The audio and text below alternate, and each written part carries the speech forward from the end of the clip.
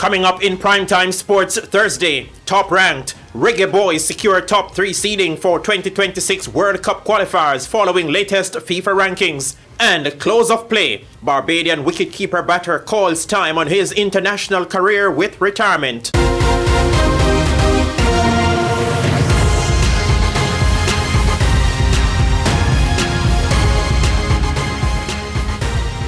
Good evening. I am Jermaine Brown, and the details of these and more when we return.